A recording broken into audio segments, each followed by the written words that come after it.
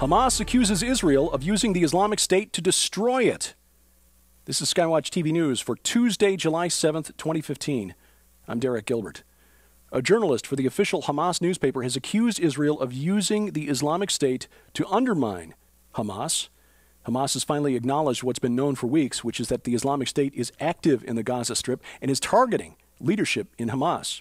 The journalist asked a series of questions in a recent column, basically wanting to know why the Islamic State was going after Hamas instead of Israel. The answer, he says, is that the Islamic State is a tool of Israel. ISIS, for its part, has declared that Hamas is too moderate and going after the wrong goals, chasing land instead of converts to Allah. But you know things are bad when, if you have to choose between two radical Islamic groups on your border, you would choose Hamas as the more reasonable and less violent of the two. Speaking of Islamic terror, today is the 10th anniversary of the 7/7 terror attack in London, bombings on July 7th, 2005 that killed 56 people and left over 700 wounded. Now, we ask on this day, have the policies of the United Kingdom and the United States made us safer or more prone to attack since then? As you know, less than 2 weeks ago, more than 30 Britons were killed in an attack at a resort in Tunisia. And whatever we think of the human rights record of the government of Bashar al-Assad in Syria, he was not in the practice of ordering the assassination of foreign tourists in another nation. I've said this before and I'll say it again. Whenever we in the West take down a dictator in the Middle East, things are worse than they were before. Muammar Gaddafi, Saddam Hussein, Hosni Mubarak, now Bashar al-Assad in Syria. Things are worse for the people in those nations. Things are certainly worse for the Christians in those nations, the Christian community in the Middle East on the verge of extinction. Things will ultimately be worse for Israel once these radical Islamic groups left behind in the wake of the dictator stop killing each other. And that may be a while. A report by the Reuters news agency over the weekend shows that the Islamic State is well equipped with high-tech American weaponry abandoned by the Iraqi army.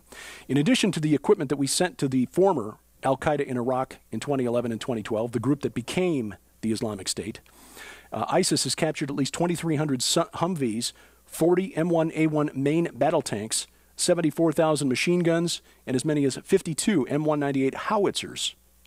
All of this equipment paid for by American taxpayers, sent to Iraq, and then abandoned.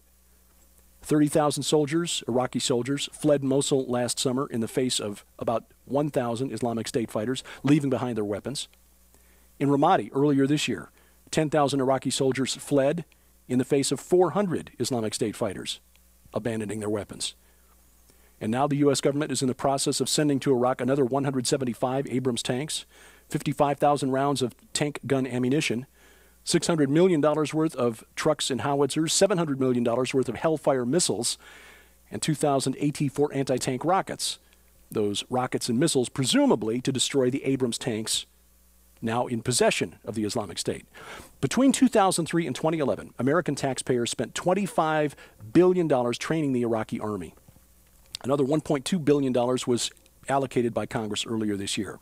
What have we received for our investment? According to a report prepared for the UN Security Council, the Islamic State now has enough weapons and vehicles in its possession to keep fighting for another 2 years in Syria and Iraq, assuming they don't capture any more weapons from the Iraqi army. And on the wake of this, we find out that an Iraqi Air Force jet accidentally bombed Baghdad yesterday. According to a spokesman, a technical problem caused a bomb to fall out of a plane returning from a mission against the Islamic State. 3 homes destroyed, 16 people killed and wounded. War in Ukraine is ready to heat up again. Surveillance video shot from a drone shows a massive buildup of Russian military equipment about 15 miles inside the Ukrainian border. Tanks, heavy construction equipment, a new command center, all popping up within the last week. The NATO commander, U.S. Air Force General Philip Breedlove, says that the border between Ukraine and Russia is wide open. Russian troops moving back and forth in a constant flow. Meanwhile, a curious incident over Vladimir Putin's hometown over the weekend. A Russian student Sunday captured this cell phone video that she then provided to police, thinking that maybe 2 small planes had collided. Curiously, the police found nothing, no eyewitnesses, no evidence of wreckage or a cleanup. Air traffic controllers in the area say there were no planes in the vicinity. If you had to ask my opinion, probably a secret Russian government program they don't want anyone to know about, their equivalent of Men in Black, making sure the word is mum. Speaking of strange things in the sky, this image was projected into the sky over Nottingham, England late last month. A local artist flying a Cessna 172 used a laser to display the galloping horse onto clouds. The creator was inspired by a paper written for the U.S. Air Force about 30 years ago, which proposed a non-lethal weapon, a holographic image displaying an ancient prophet or god intended to scare the pants off an enemy.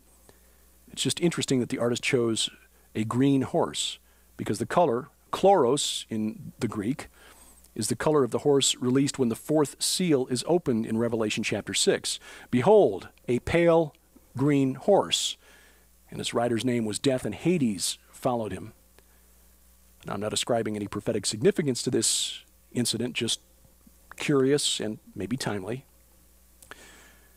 We're told the Philae lander, which is currently hitching a ride on Comet 67P, may have found signs of life.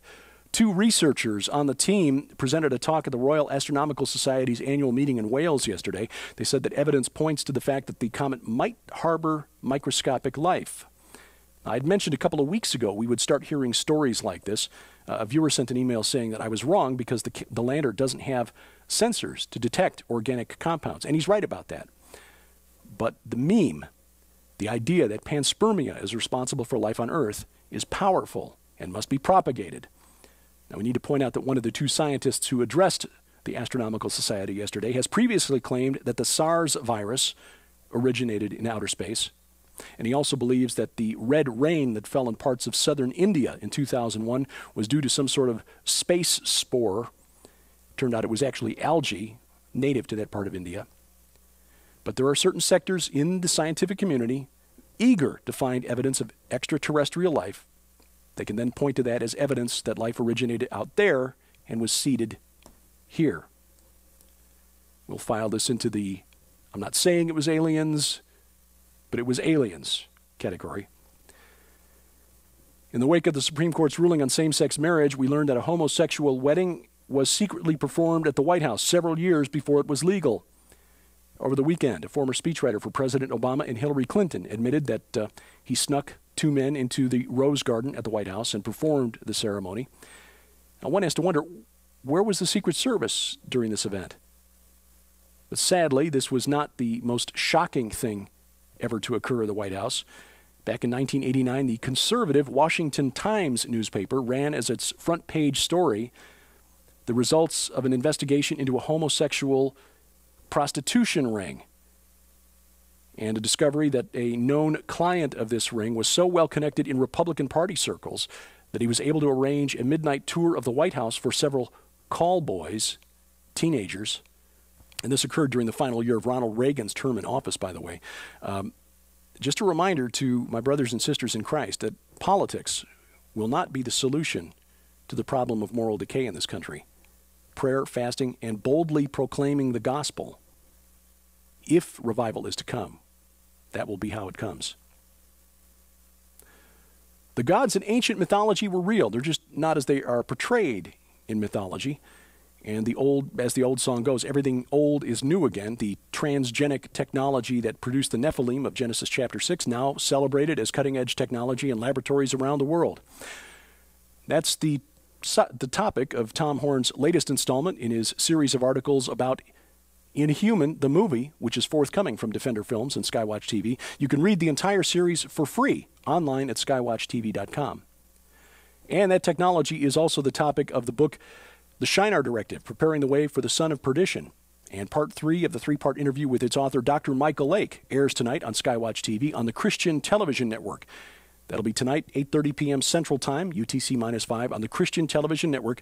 That's DirecTV Channel 376, Dish Network Channel 267, and the Glory Star Satellite Channel 117. It also streams to the Internet at the Christian Television Network's website, ctnonline.com. Now, if you can't watch it when the program airs tonight on the Christian Television Network, you can see it tomorrow and on demand on the SkyWatch TV Roku channel.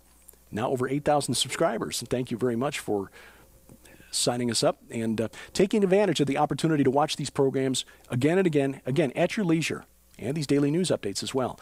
If you haven't subscribed yet, you can find out how at skywatchtv.com/Roku, or just log into your Roku account online and search the Roku channel store for SkyWatch TV. Your support is what makes it possible for us to buy the airtime on Christian Television Network and other outlets to get the word out about these changing times. And for your gift this month of $10 or more, we'd like you to have a very timely book, I Promise How 5 Commitments Determine the Destiny of Your Marriage by Dr. Gary Smalley. Again, that's our thank you to you for your gift of $10 or more, and instructions on how to give to SkyWatch TV posted at skywatchtv.com. Your feedback is also important to us. It helps us to kind of focus our programming to learn how we can be more informative, perhaps more interesting. Send your email to me, dgilbert@skywatchtv.com. Comments, questions, suggestions, and I'll respond as quickly as I can. Thank you for watching as we keep watch. I'm Derek Gilbert, and this is SkyWatch TV.